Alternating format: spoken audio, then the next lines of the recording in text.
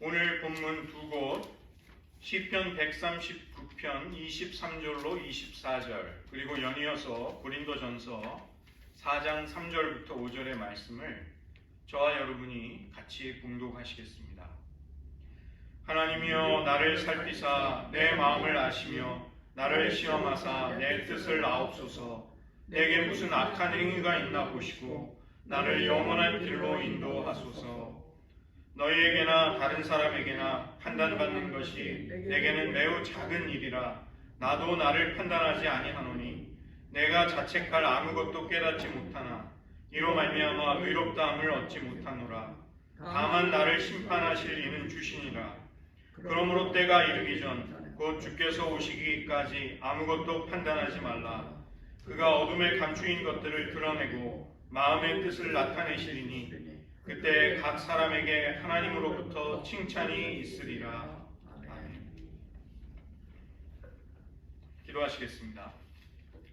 하나님 아버지, 하나님의 은혜를 통해서 주의 말씀으로 또 지혜롭고 경험이 많은 다른 이들의 판단으로부터 무엇보다도 내 자신이 겸손히 하나님 앞에서 내 마음의 동기와 숨겨진 뜻까지를 감찰하고 낱낱이 주의 빛 앞에 드러내기를 원하는 성찰을 통해서 우리 자신을 돌아보게 하시고 그릇된 길에서 돌아설 수 있는 은총을 주시며 우리를 영원한 길로 인도하시는 하나님의 손에 우리 자신을 전폭적으로 맡겨드리는 인생이 되게 하여 주시옵소서.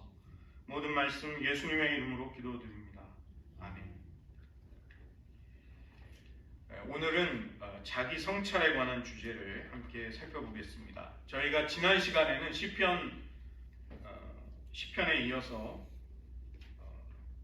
자기 절제 그리고 자기 부인에 대한 그리스도인의 가장 근본적인 제자도에 대해서 살펴보았다면 오늘은 자기 성찰이라는 주제를 살펴보기 원합니다. 인간은 자기 자신을 되돌아볼 수 있는 존재입니다. 이것은 하나님의 형상으로 지음받은 동물들과 구별되는 인간의 고귀한 자질인 것이죠. 배가 고픈 동물은 눈앞에 있는 음식을 본능에 따라 바로 달려들어서 먹어치웁니다. 그러나 인간은 자기 앞에 진수성찬이 차려져 있다 할지라도 내가 이것을 먹을 수 있는가를 되물어보는 것입니다. 인간은 자신의 욕구와 필요가 있어도 자기 자신을 객관화함으로써 더 차원 높은 판단과 생각을 할 줄 알게 됩니다. 이것은 자아가 자기 자아를 살펴보고 관찰하는 것입니다. 내가 나 자신을 객관화시켜서 바라볼 수 있는 것이죠. 그 때문에 자아는 주체도 되고 행동의 주체도 되고 그 주체가 하는 행동의 대상인 객체도 될 수 있는 것입니다. 우리 인간의 자아라는 것은 주체인 동시에 객체가 될 수 있는 것이죠. 이것이 인간의 특징입니다. 자기 성찰은 단지 나의 어떤 행위, 나의 반응, 외적인 것들만을 파악하지 않고 때로는 나 자신의 내면 속으로 들어가서 내가 왜 그런 행동을 했는가, 나에게 왜 그런 정서가 있었는가를 탐색하기도 합니다. 마음속 깊은 곳에 숨겨진 동기까지를 살펴보려고 하는 것이죠. 자기 성찰은 모든 사람에게 소중하지만 특별히 그리스도인들에게 정말로 고귀한 귀중한 가치가 있습니다. 이 그리스도인들에게 성찰이 없다는 것은 비유하자면 축구선수가 체력 단련을 하지 않는 것과 똑같은 것입니다. 아이들에게 글을 가르치려는 국어 선생이 맞춤법을 모르는 것과 똑같다는 것입니다. 나는 지금 인생의 길을 제대로 걷고 있는가? 다른 사람이 볼 때는 어떠할까? 하나님 보시기에는 어떠할까? 우리는 때때로 고요한 순간에 그런 자기 성찰, 그런 질문들을 우리 스스로에게 던지곤 합니다. 이 자기 성찰이라는 것은 self-examination, 은혜 안에서 살아가고 또 성장하고자 하는 우리 신앙인들에게 굉장히 중요한 요소가 되는 것이죠. 초대교회에서도 사도 바울은 갈등을 겪고 있는 고린도 교회를 향해서 두 번이나 아주 강력하게 너희 자신을 살펴보라고 촉구했습니다. 우리가 이미 그 강해 설교를 통해서 살펴보았습니다. 고린도전서 11장 28절을 보면 사람이 자기를 살피고 그 후에야 이 떡을 먹고 이 잔을 마실지니 즉 성찬에 참여할 때 너 자신을 돌아보아야 한다. 자기 성찰을 해야 한다. 이렇게 바울이 권고했고, 두 번째는 고린도후서 13장 5절에서 믿음 자체가 가지는 진정성에 대해서 너희 스스로를 돌아보라, 성찰하라 이렇게 말씀합니다. 너희는 믿음 안에 있는가 너희 자신을 시험하고 너희 자신을 확증하라. 예수 그리스도께서 너희 안에 계신 줄을 너희가 스스로 알지 못하느냐? 그렇지 않으면 너희는 버림받은 자니라. 우리가 우리 자신을 시험하고 믿음 가운데 있는가를 확증하라는 것입니다. 우리가 CRC 교단에 속해 있죠. 존 켈빈 기독교 강요의 서문에서 그는 자기 성찰에 대해서 이야기합니다. 참되고 진정한 지혜는 하나님을 아는 지식뿐만이 아니라 인간을 아는 지식, 즉 자기 자신을 아는 지식에서도 비롯된다고 이야기합니다. 그 때문에 청교도들은 자기 성찰을 신앙 실천의 굉장히 중요한 덕목으로 여겼습니다. 퓨리턴, 이 청교도들은 자기 자신을 시시때때로 하나님 앞에 또 말씀 앞에 돌아보는 시간을 반드시 가지곤 한 것입니다.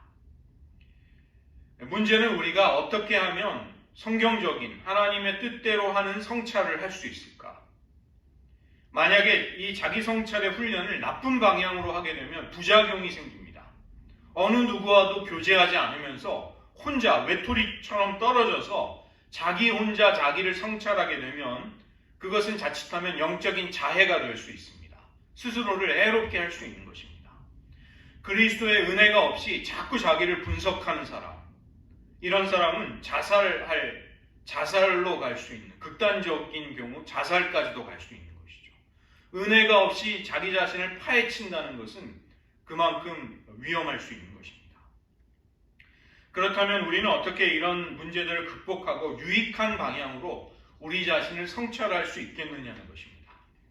먼저 그것을 위해서 우리는 시편 139편의 마지막 두 구절을 살펴볼 수가 있습니다. 우리가 몇 주 전에 살펴본 이 시편 139편은 그 마지막 두 구절에서 어떻게 우리 자신을 성찰할 수 있는가의 방법을 제시합니다. 이 시편 139편은 지혜의 경건의 모범을 보여주는 시편이다. 주석가들은 그렇게 평가를 내리죠. 하나님에 대한 깊은 인식으로부터 흘러나오는 나 자신에 대한 인식, 깨달음, 이것을 도와줄 수 있는 균형 잡힌 방법을 보여주는 것이죠. 시편은 이 시편 기자는 하나님 앞에서 적어도 세 가지 영역에서 자기 자신을 성찰하고 있습니다. 그 세 가지 영역이 잘 드러나고 있는 것이죠. 먼저는 다윗이 하나님께 자신의 삶을 살펴보아 주시기를 요청드립니다. 23절의 말씀입니다. 하나님이여 나를 살피사 내 마음을 아시고 나를 시험하사 내 뜻을 아옵소서. 시인의 이 요청은 시편 139편이 시작될 때부터 사실은 연결이 되어 있는 것입니다. 139편 1절의 말씀은 여호와여 주께서 나를 살펴보셨으므로 나를 아시나이다. 이 시편은 시작할 때부터 나를 살펴보시고 나를 아시는 하나님, 그 하나님을 의식하는 것이죠. 그리고 마지막에서도 하나님 저를 살펴보아 주십시오. 제 마음속의 모든 동기들을 감찰해 주십시오. 이렇게 기도하는 것입니다. 자기 자신을 바라보는 다윗의 관점은 그 때문에 자기를 살피고 계시는 하나님을 의식하는 가운데 이루어지는 것이죠. 다윗은 혼자 자기 스스로 자기 자신을 생각하는 것이 아닙니다. 그는 하나님을 통해서 자기 자신을 바라보고 있는 것이죠. 하나님께서 자신이 누구인지를 드러내실 때 이것을 자기 계시라고 합니다. 하나님의 자기 계시, 하나님이 스스로를 우리에게 나타내시고 보여주시는 것입니다. 이 하나님의 자기 계시가 아니고서는 우리가 하나님을 알 길이 없습니다. 왜냐하면 피조물인 우리는 다른 존재의 계시는 하나님을, 창조주 하나님을 안다는 것이 애초에 불가능하죠. 그래서 다윗이 하나님에 대해 가지고 있는 이해와 체험이라는 것은 하나님이 은혜롭게도 자기 자신을 다윗에게 나타내 보여주신, 열어 보여주신 자기 계시 속에서 다윗에게 찾아온 것입니다. 그렇게 되자 다윗은 하나님의 영광과 그분의 아름다움을 인식하게 되는 것이죠. 하나님이 자신을 나타내시고 다윗은 하나님이 얼마나 영광스러운 분인가, 얼마나 존귀하고 아름다운 분이신가에 다윗의 영혼이 매료됩니다. 하나님이 너무도 크신 분이기에 다윗은 그 하나님께 압도당하는 것이죠. 그 하나님의 하나님 되심이 그의 영혼을 가득 채우는 것입니다. 하나님이 자신을 속속들이 아신다는 사실을 되돌아보면서 다윗은 고백합니다. 하나님이 알지 못하시는 것이 하나도 없으심을 고백드리죠. 하나님의 전지하심, omniscience, 하나님의 전지하심을 고백하고, 그리고 나서 다윗은 하나님이 모든 곳에 계시기에 내가 어디로 가도 하나님을 피할 수 없나이다. 하나님의 신을 피할 수 없다고 고백이 드리죠. 그리고 하나님의 통치가 모든 온 세상에, 온 우주에 미치는 것을 고백드립니다. 그리고 나서 시편 기자는 인간을 모태에서부터 창조하신 하나님의 신비를 묵상하게 됩니다. 온 만물을 하나님께서 그분의 자비로운 성품과 크신 권능으로 완전한 지혜로 다스리고 계심을 그는 깨닫게 되는 것이죠. 이것은 하나님이 어떤 분이신가, 하나님이 어떻게 일하시고 계시는가에 대한 성찰을 하는 것입니다. 우리도 이처럼 하나님의 말씀을 통해서 하나님을 많이 알아가면 알아갈수록 우리 자신을 알 수 있게 됩니다. 우리가 지금 살아가고 있는 내 자신의 상태에 대해 우리는 우리 스스로의 판단을 신뢰할 수가 없는 것이죠. 그러나 완전한 영광 가운데 계신 하나님을 바라보게 되면 우리의 실체가 그 하나님의 영광의 빛 앞에 드러나게 됩니다. 그때 우리는 다윗처럼 부르짖는 것입니다. 하나님, 나를 낱낱이 살펴보아 주십시오. 두 번째로 다윗은 하나님께 자신을 살펴보아 달라는 데서 그치지 않고 자신의 삶을 바로잡아 주시고 고쳐주시기를 요청드립니다. 시편 139편 24절의 상반절입니다. 내게 무슨 악한 행위가 있나를 보아주십시오. 나의 악함이 발견이 된다면 고쳐주십시오. 바로잡아 주십시오. 그대로 두지 마소서라는 간구입니다. 잠언 27장 6절을 보시면 친구의 아픈 책망은 충직으로 말미암는 것이나 원수의 잦은 입맞춤은 거짓에서 난 것이니라. 이 상반절을 영어 성경 NIV는 친구로부터 받게 되는 상처는 신뢰할 만하다, 신뢰할 수 있다, 이렇게 번역을 했습니다. 우리가 하나님 앞에서 우리 자신의 참된 실체를 발견한다는 것은 때로 고통스러울 수 있습니다. 상처가 될 수 있습니다. 그러나 그것은 너무나 은혜롭고 좋은 일입니다. 그것은 우리를 유익하게 한다는 것입니다. 다윗은 바로 하나님이 자신의 가장 좋은 친구가 되심을 경험하며 그 하나님과의 사귐 속에서 평생을 살아갑니다. 우리는 올바른 사람이 되어야 한다는 것은 잘 알지만 어떻게 그렇게 될 수 있는지에 대해서는 또 의외로 무지합니다. 그리고 나의 부족함을 확인한다는 것은 때로 우리의 마음을 불편하게 만드는 것이죠. 우리가 인간관계 속에서 어떤 진실을 말할 때 그 관계가 상하거나 관계가 망가지는 것을 경험하고 나면 그 다음부터 우리는 그냥 적당히 좋은 멘트를 하는 식으로 응대를 하게 됩니다. 갈등을 일으키고 싶지 않은 것입니다. 혹은 어떤 사람은 이 자기 성찰을 한다는 것은 마치 직장인들이 매년 얼마나 1년 동안 성과를 냈는가, 업무의 성과를 분석하는 그런 식으로 생각을 하는 것이죠. 다만 그 업무에 대한 분석을 영적으로, 신앙적으로 하는 것일 뿐이다, 이런 식으로 생각하는 것입니다. 그러나 시편 139편을 보면 이 하나님의 영광을 바라보는 가운데 우리가 우리 자신을 깨달아 간다는 것은 이 모든 것들과 다르다는 것을 알 수 있습니다. 하나님은 우리를 그분의 현미경으로 낱낱이 들여다보시면서 우리의 추악한 점, 우리의 잘못된 것을 파헤치려는 그런 분은 아니십니다. 그 대신에 하나님은 그분의 임재 앞으로 우리를 초청하시는 것이죠. 하나님과 동행하고 하나님 앞에 머무르면서 하나님의 충만한 광채, 그분의 신적인 아름다움을 경험하게 된 다윗은 자기 자신을 완전히 다른 관점으로 바라볼 수 있게 된 것입니다. 다윗은 자신의 부족한 모습이 아니라 하나님께서 자신을 얼마나 사랑으로 대하시는가, 우정을 나누는 친구로 대우해 주시는가, 바로 그 관점에서 자기 자신을 바라보기 시작하는 것이죠. 복음의 아름다움이 바로 여기에 있는 것입니다. 우리의 가장 진실된 친구이신 예수님, 그분은 단지 우리를 조금 끌어올려 주시고 우리의 잘못을 조금 바로잡아 주시는 그 정도의 분은 아니시라는 것입니다. 예수님은 우리를 그분의 형상으로 변화시켜서 그분의 형상이 우리의 인격과 우리의 성품 안에, 우리의 삶 속에 새겨지도록 역사하시는 분이십니다. 갈라디아서 4장 19절을 보시면 바울이 이렇게 이야기합니다. 나의 자녀들아, 너희 속에 그리스도의 형상이 이루기까지 나는 다시 너희를 위하여 해산하는 수고를 한다. 이 바울이 왜 그토록 그리스도인들을 위해서 헌신하고 무슨 일을 했는가? 예수님의 형상이 그들 안에 이루어지는, 새겨지는 그런 일을 했다는 것입니다. 그것이 해산하는 수고였던 것이죠. 이것은 마치 영적인 수술과도 같은 것입니다. 우리를 하나님이 기뻐하시는 모습으로 전체적으로 바꾸어 가시는 일이 일어나게 되는 것이죠. 그 때문에 이것은 우리가 자기를 성찰하며 하나님을 만나게 되는 것은 하나님의 우리를 향하신 그분의 작정과 계획 속에서 가장 소중한 부분이 되는 것입니다. 세 번째로 이 시의 마지막 하반절에서 139편 24절 하반절에서 다윗은 하나님께서 자신을 인도해 주시기를 구합니다.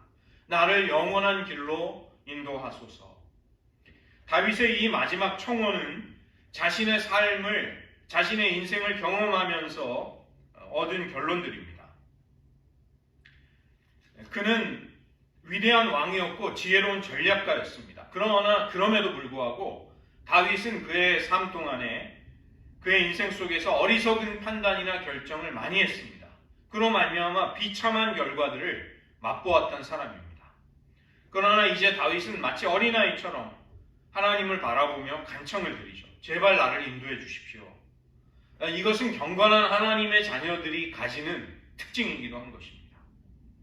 다윗은 주님의 의로 나를 인도해 주소서 이렇게 기도하며 찬송하였습니다. 우리는 태어날 때부터 마지막 숨을 거둘 때까지 누군가의 인도가 필요한 사람들입니다. 그 모든 과정 속에서 우리가 진정으로 의지할 분은 누구신가? 오직 하나님 한 분뿐임을 다윗은 고백합니다. 우리들은 본성적으로 누군가가 나의 삶을 자꾸 들여다보고 간섭하고 이끌어가는 것을, 통제하는 것을 좋아하지 않습니다. 어느 누구도 그걸 원하는 사람은 없죠. 그러나 다윗은 왜 이토록 확신을 가지고 하나님께 자신의 삶을 살펴보아 주시고 고쳐주시고 인도해 주시기를 요청드릴 수 있었을까요? 이것은 다윗이 어린 시절부터 경험했던 하나님의 임재의 체험에서 나온 것입니다. 다윗이 하나님에게서 발견한 가장 영광스러운 진리는 그분이 말할 수 없이 은혜로운 분이라는 사실이었습니다. 하나님의 영광이 비록 자기의 영혼의 수치스러움을 다 드러내며 노출시켰을지라도 은혜로우신 하나님은 다윗의 부끄러운 것들을 씻어주셨습니다. 그를 언제나 더 좋은 길로 이끌어주셨습니다. 이것이 하나님의 영광이 우리에게 나타났기 때문이고 그 하나님의 영광이 나타난 절정의 사건이 무엇인가? 그것이 바로 예수님의 성육신입니다. 요한복음 1장 14절과 요한일서 1장 1절부터 4절, 이 요한복음과 요한일서가 모두 다 사도 요한이 쓴, 예수님의 사랑하는 제자 사도 요한이 썼던 책들이죠.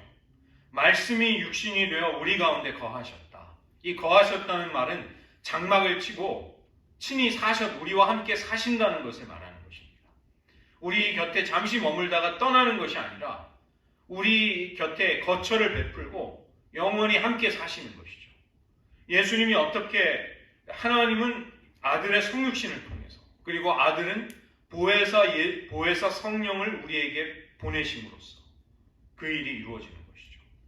요한일서 1장 1절부터 4절을 보시면 태초부터 있는 생명의 말씀을 우리가 자세히 보고 우리의 손으로 만졌다고 고백합니다. 우리가 들었다. 생명의 말씀을 우리는 들었고 눈으로 보았고 손으로 만졌노라 이렇게 이야기하는 것이죠. 이게 어떻게 가능한가? 2절에 보시면 이 생명이 나타내신 바 된지라. 태초부터 있는 생명의 말씀, 이것이 바로 예수님이신데 예수님이 성육신하심으로써 이 생명이 우리에게 구체적으로 경험될 수 있는 것입니다. 그리고 예수님의 성육신의 목적은 3절을 보시면 아버지와 아들과의 사귐으로, 코이노니아로, 친교로 인도해 주시는 것이죠. 하나님이 왜 예수 그리스도를 태초부터 계신 생명의 말씀을 우리에게 나타내 보여주셨는가? 성육신을 통해 왜 나타내 보여주셨는가? 하나님 아버지와 아들과의 사귐, 친밀한 사귐 속으로 우리를 이끄시기 위함이었다고 사도 요한은 우리에게 말씀하고 있습니다. 하나님의 구원하시는 은혜와 영광이 이 땅에 성육신하신 예수님을 통해 나타났습니다. 그 때문에 태초부터 계신 생명의 말씀이 우리에게 보여지고 들려지고 만져질 수 있는 이 엄청난 일이 어떻게 일어나는가? 예수님의 성육신이 그것을 가능하게 한 것입니다. 예수님의 얼굴에 있는 하나님의 영광을 아는 빛이 우리에게 비춰줌으로써 우리는 하나님과 친밀하고 깊은 사귐을, 우정을 나눌 수 있게 된 것이죠. 이것이 바로 우리의 자아상에, 우리의 자아관에 결정적인 영향을 미치는 것입니다. 우리는 지금부터 우리 자신을 어떤 존재로 볼 수 있는가? 하나님의 친구로 볼 수 있는 것입니다. 여기에 우리의 가치와 자존감, 자긍심, 자부심이 여기에서 생기는 것이죠. 내가 누구인지를 인식하는 정체성이 어디에서 만들어질 수 있을까? 이 하나님의 얼굴을 대면해 보지 못한 사람은 온갖 것에서 자기 자신의 정체성의 근거를 끌어다가 가져옵니다. 자기의 업적, 자기의 경험, 소유, 인간관계와 인맥, 학벌, 가문, 인종, 백인종들은 자기가 인종적인 또 자부심을 갖죠. 사회적 지위, 지식, 교양, 별별 것에서 자기의 가치를 뒷받침하려는 근거를 찾는 것입니다. 그러나 이 모든 것들은 헛될 뿐만이 아니라 우리가 영혼을 통과해서 그리스도의 심판대 앞에 서게 될 때 우리의 정체성을 그것들이 확보해 주지 못한다는 것입니다. 우리는 시인 다윗이 하나님 앞에 그러했듯이 우리 자신을 하나님 앞에 성찰하며 그분을 만나게 될 때 거기에서 우리가 누구인지를 찾게 됩니다.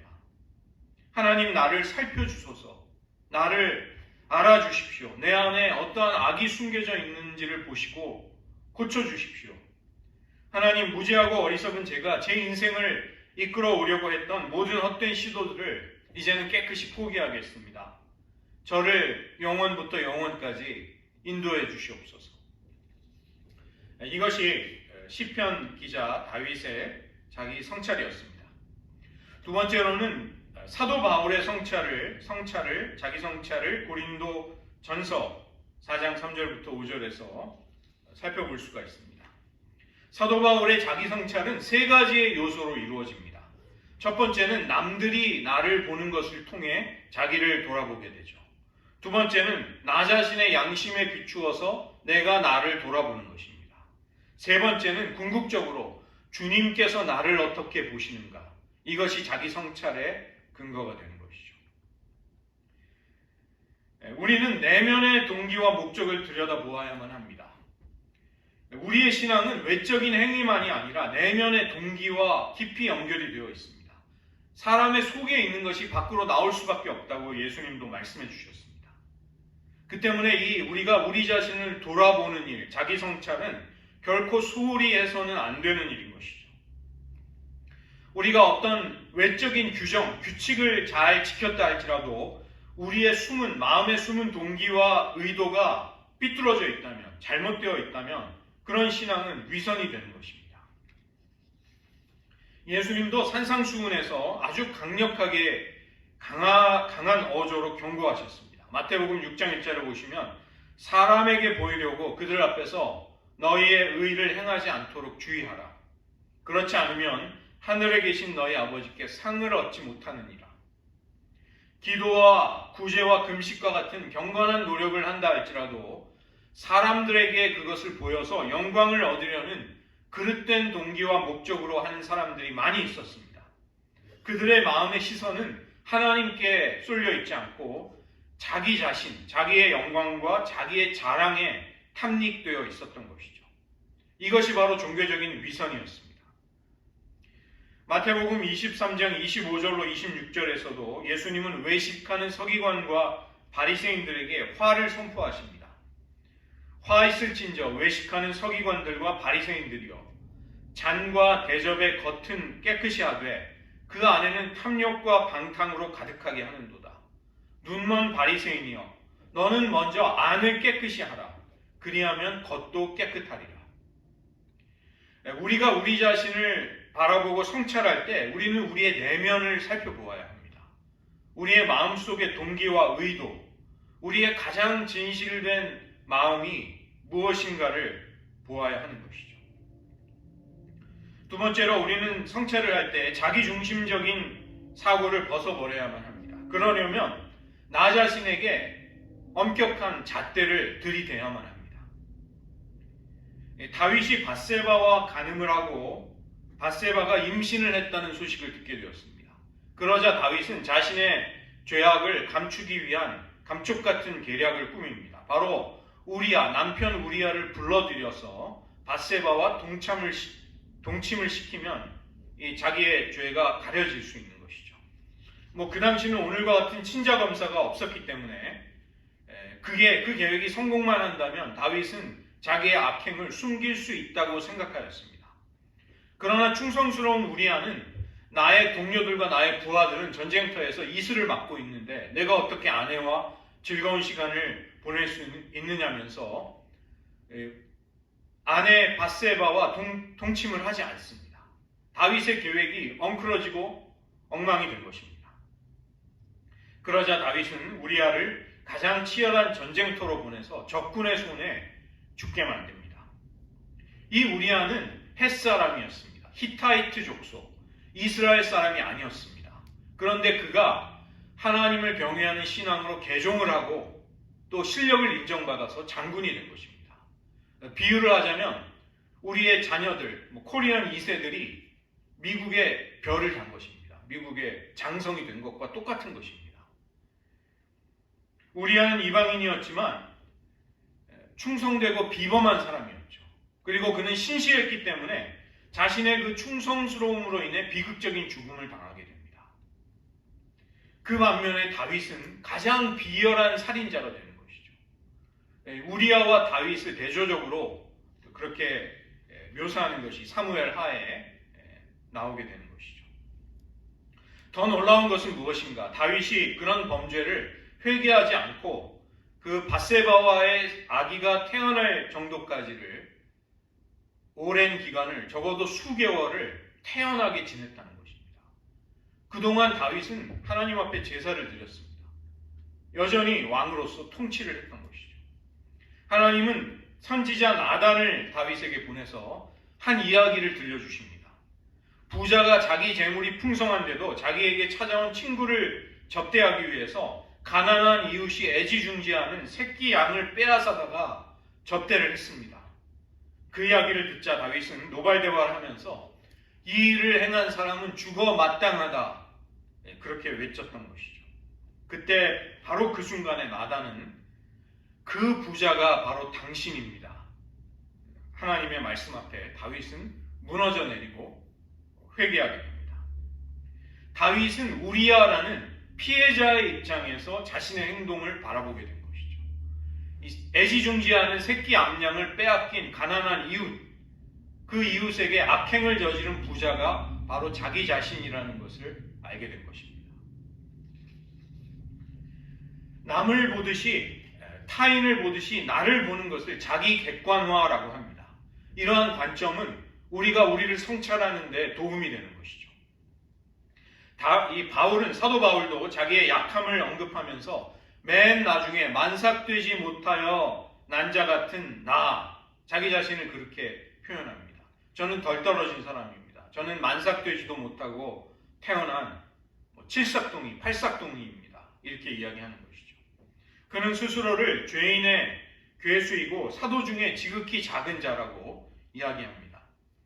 그렇지만 또 다른 곳에서 내가 모든 사도보다 더 많이 수고하였노라 이렇게 당당하게 이야기할 수도 있었습니다. 또 그것이 사실이었던 것이죠. 다윗이 자기 아들 압살롬이 반역을 했을 때 예루살렘 성을 벗어나서 피난을 가야만 했습니다. 그때 시므이가 다윗을 저주하였습니다.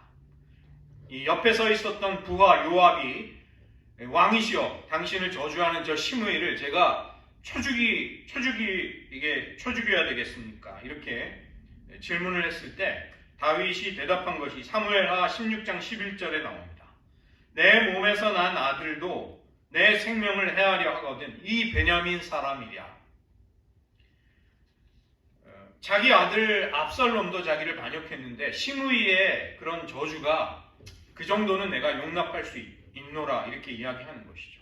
다윗은 마치 남을 보듯이 다른 사람을 관찰하듯이 자기의 처지를 객관적으로 볼 수 있는 성숙함이 있었다는 것입니다. 우리가 다른 이의 시각을 통해서 나를 보는 관점에 이해가 있을 때 우리는 성숙할 수 있는 것입니다. 신앙은 궁극적으로 마지막으로 하나님께서 나를 어떻게 평가하시느냐의 문제입니다. 신앙에서 가장 중요한 것은 하나님의 평가와 판단이기 때문에 우리는 이 자기 성찰을 하지 않을 수가 없는 것이죠. 사도 바울은 오늘 본문 고린도전서 4장 3절에서 다른 이로부터 받는 판단, 그것을 이야기합니다. 너희에게나 다른 사람에게나 판단받는 것, 이게 다른 사람으로부터 판단받는 것. 그 다음에 4장 3절의 하반절 나도 나를 판단한다. 그 다음에 4장 4절 내가 나를 자책한다. 자신이 스스로를 판단하는 것. 모두 다 하나님의 심판 아래, 하나님의 판단 아래 그 두 가지 모두를 그 아래에 두는 것입니다. 종속시키는 것이죠. 인간은 인식의 제약과 오류 때문에 완전하고 정확한 판단을 할 수가 없습니다. 오직 주님만이 우리의 마음속에 숨은 동기, 마음의 뜻을 드러내시고 합당한 판단을 하실 수 있는 분이십니다. 우리가 스스로를 아무리 자랑하고 타인이 나를 칭찬한다 할지라도 하나님이 우리를 인정해 주시지 않으면 소용이 없는 것입니다. 우리는 자기 점검도 해보아야 하고 타인의 평가에도 신경을 써야 하지만 가장 관심을 가지고 주의를 기울여야 하는 것은 하나님이 나를 어떻게 보시는가? 바로 이것입니다. 우리는 항상 하나님 앞에 살고 있고 하나님을 기쁘시게 하기 위해 지금 살고 있는 것이죠.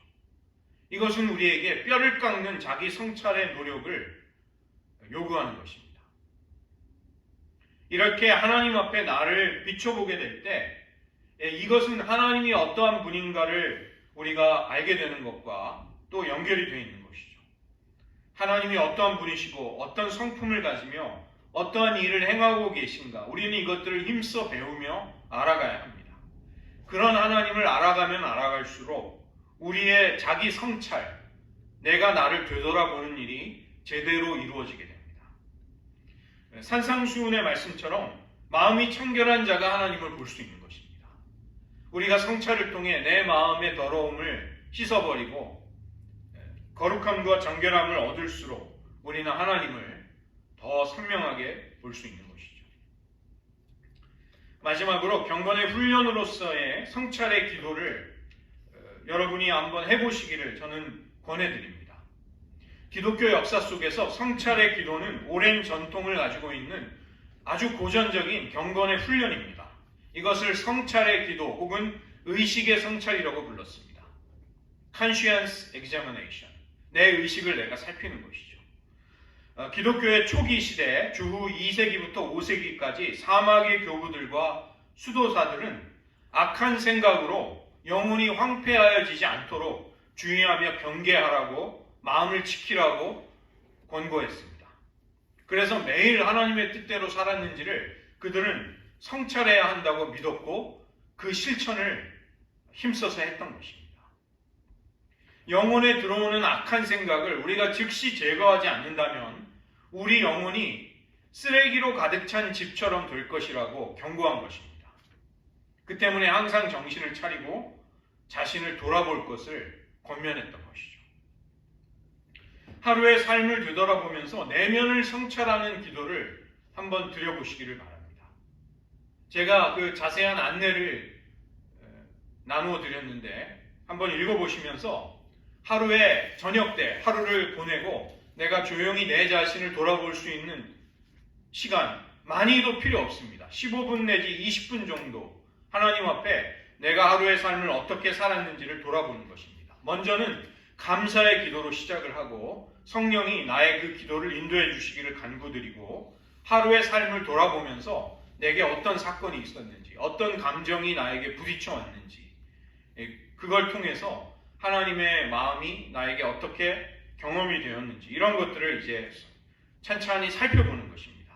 그리고 거기에서 하나님께 회개하며 용서해야 될, 용서를 구해야 할 나의 잘못된 것이 발견이 된다면 회개하는 시간도 갖고 그렇게 새로운 삶을 위해 살아갈 수 있는 은혜를 구하면서 다윗처럼 나를 인도해 주시기를 구하면서 마무리하는 기도인 것이죠. 그렇게 거창한 것이 아닙니다. 절대로 어렵지도 않습니다. 찬찬히 하루의 삶을 이렇게 떠올려 보면서 하나님, 제가 오늘 어떠한 삶을 당신 앞에 살았는지요. 저를 하나님의 눈이, 하나님의 진리가, 하나님의 말씀이 저를 살펴보시며 감찰해 주시옵소서.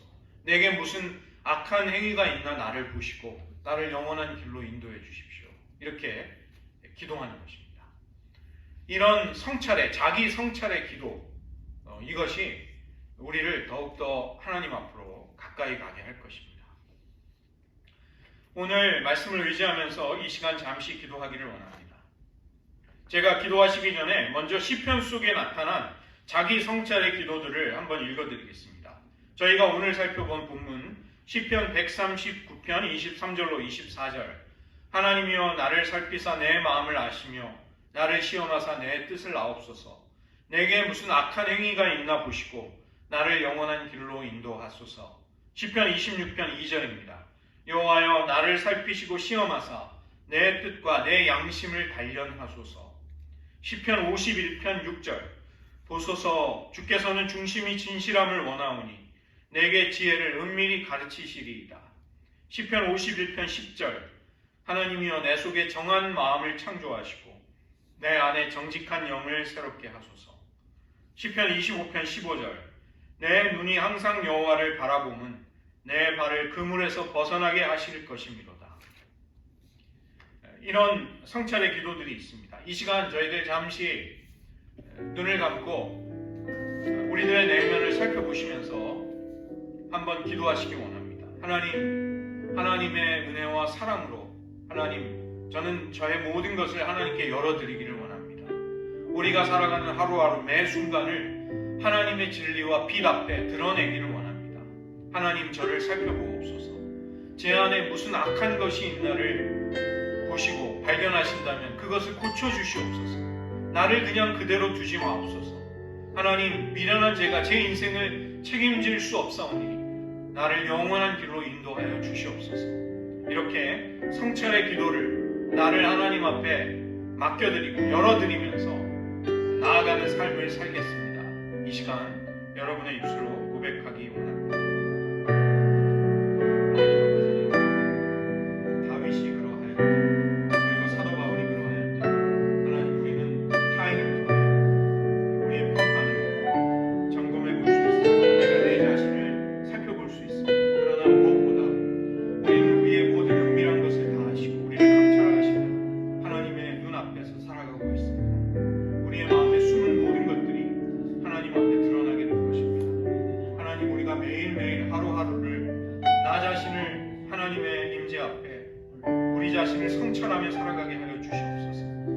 하나님, 우리를 살펴보시며 우리를 감찰하여 주시옵소서. 우리의 속에 무슨 악한 것이 있는가를 보시며 우리를 영원한 길로 인도해 달라는 이 기도가, 다윗의 이 기도가 우리들에게도 있게 하여 주시옵소서. 우리가 우리 자신을 돌아보지 않는다면 어떻게 우리의 삶에 잘못된 것을 고치며 새로운 비전을 가지고 앞으로 나아갈 수 있겠습니까? 하나님, 우리 자신을 겸손히 하나님 앞에 바라보며 성찰할 수 있는 그 시간이 우리를 하나님께로 더 가까이 이끌어 주시기를 원합니다. 기도하겠습니다. 하나님 아버지, 시편 기자 다윗이 그러하였듯, 사도 바울이 그러하였듯 우리도 우리 자신을 하나님 앞에 성찰하며 살아가기를 소원합니다. 하나님, 부족한 우리의 지혜와 우리의 판단으로 우리는 모든 것을 헤아릴 수 없는 연약한 존재임을 고백드립니다. 완전하신 하나님의 지혜와 하나님의 빛과 진리가 우리들을 이끌어 주시기를 간절히 간구드립니다. 하나님, 하루의 삶을 살았다면 정신없이 또 하루를 마무리하는 것이 아니라 잠시 시간을 내어서 하나님의 임재 앞에 우리의 삶을 성찰하기를 소원합니다. 이러한 경건의 훈련들이 우리를 하나님 앞으로 더 가까이 갈 수 있도록 도와주시옵소서. 하나님, 세상과 또 내가 무슨 일을 해냈는가가 우리를 정의하지 않게 하시고, 하나님이 우리를 얼마나 사랑하시고 우리를 친구 삼아 참된 우정과 친밀한 사랑을 나누고 계신가에서 우리의 진정한 가치와 자긍심을 발견할 수 있게 도와주시옵소서. 우리가 하나님의 친구로서 동행하는 삶을 기쁨으로 즐겁게 살아갈 때 우리의 인생을 다하는 날 더욱더 큰 기쁨 속에서 주님을 맞이할 수 있게 하여 주시옵소서. 모든 말씀 예수님의 이름으로 기도드립니다. 아멘.